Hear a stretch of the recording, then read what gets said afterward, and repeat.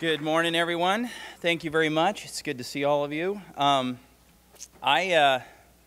the last few years, I was on a Congress and Safety Lou created a couple of commissions to look at the future of transportation. I served on one that was called the Finance Commission that was supposed to recommend to Congress how we fund transportation for the next 50 years, which was a real learning experience, let me tell you, being buried in the details of that. And actually, at least one of my fellow commissioners is here and is on the breakout panel on funding after this.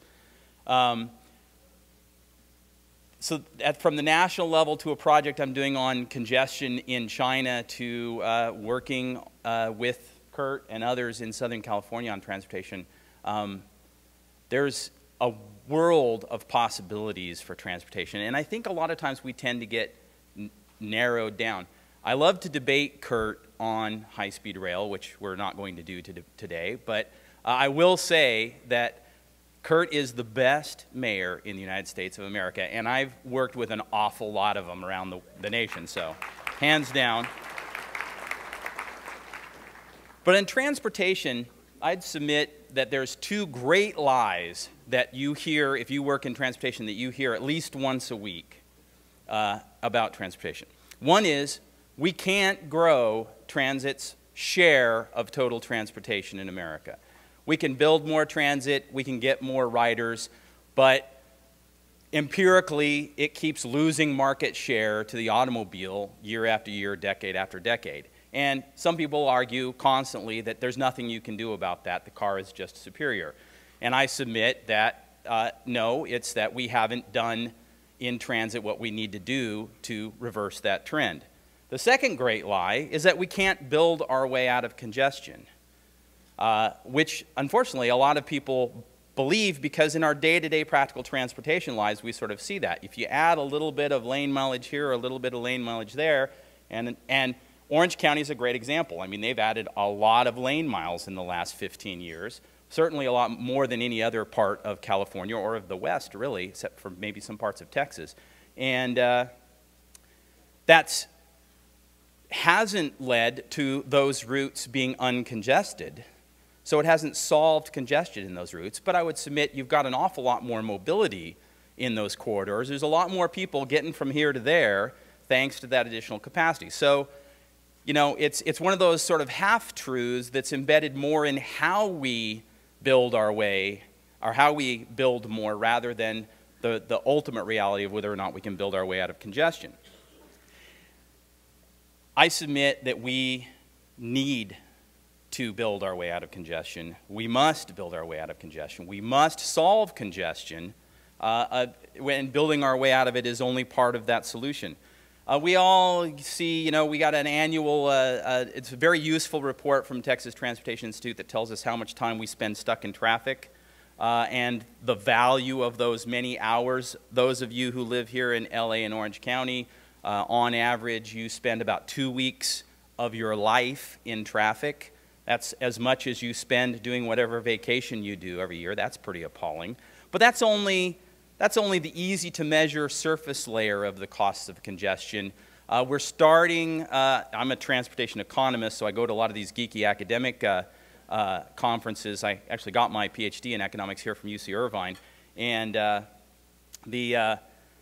I'm seeing a lot more research being done that's trying to peel away the next few layers of the onion on uncovering really how much does congestion cost us in terms of lost productivity, disruptions of the supply chain, our failure to execute on just-in-time to nearly the extent some of our competing nations in the world can.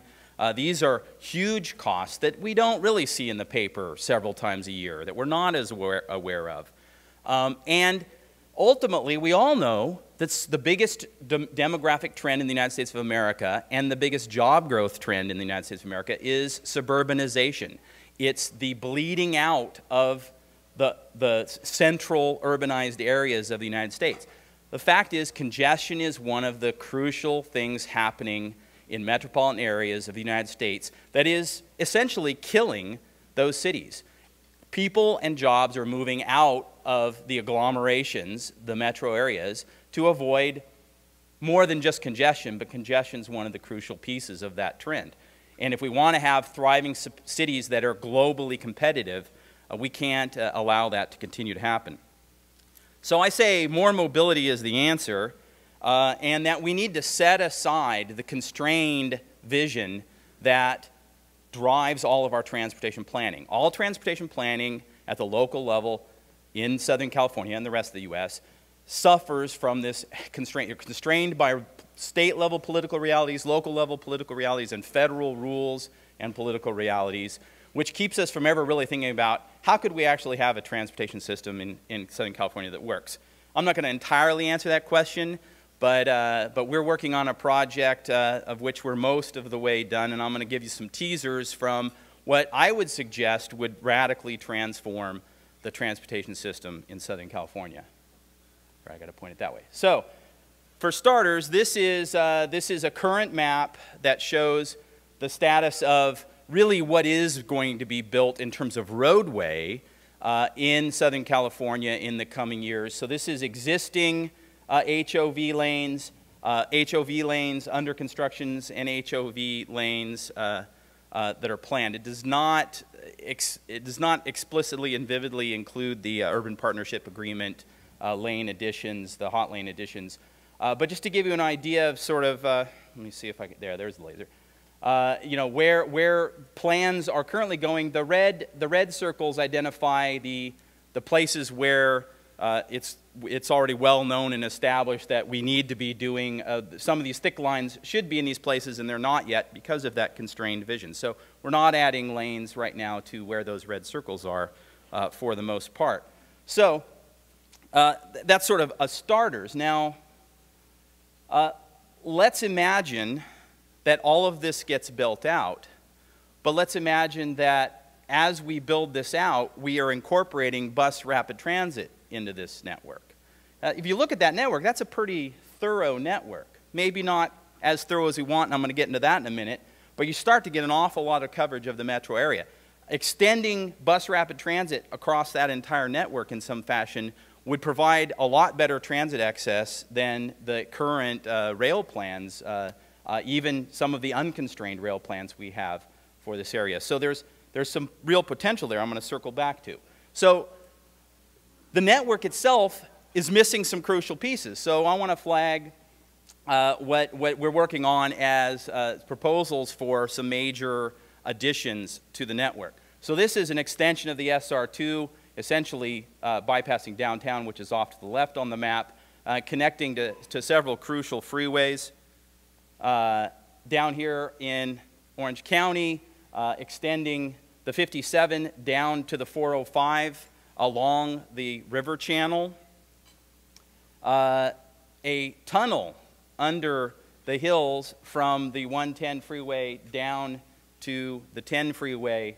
There's several possible alignments you could see there, but the idea is create a new connection between the San Fernando Valley and West Los Angeles.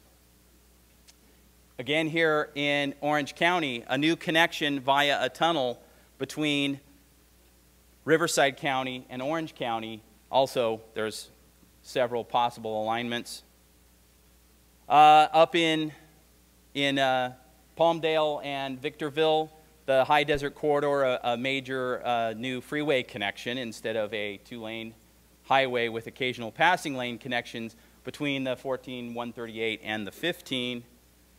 A connection between Los Angeles, Glendale, but the Los Angeles area and Palmdale via a tunnel under the Los Angeles mountains. And any of you who drove any of the arterials on your way here to Disneyland or who utilized the arterial system in Southern California, one of the characteristics of Orange County and LA is that we have a fantastic arterial system that over the years has been degraded by being managed as surface streets. In a sense, we treat too many of our major arterials as surface streets with stoplights at every major intersection. You cannot use the arterials to get from one side of the city to another. and I don't mean of the metro area, I just mean of one side of the city to another, which is the role arterials were supposed to play. They're supposed to be the mid-level route, the alternative to the freeways. But you know what? If you want to get from Costa Mesa to Anaheim, most people will jump on the freeway to do that because they don't look at Harbor, say, as the alternative route. And Harbor should be the route that you take to get from Costa Mesa to Anaheim. And so what we're looking at is where in this network can we place these sort of queue jumpers. So this is the middle lanes pass over and under without stopping at the intersection while the right and left lanes interact with the intersection. So the idea is that the traffic that isn't needing to make a turn anytime soon passes along without stoplights, and these arterials again begin to serve that sort of mid-level transportation purpose. So now if you go back to the sort of existing construction map and you add these bold black lines represent those projects I just outlined, minus of course the arterial grid. But the idea of the arterial grid is that throughout you've got north, south, east, west arterials that would be flowing at much higher flow rates with those additions. You can start to see how, whoa, sorry, there we go. Now I'm really, okay.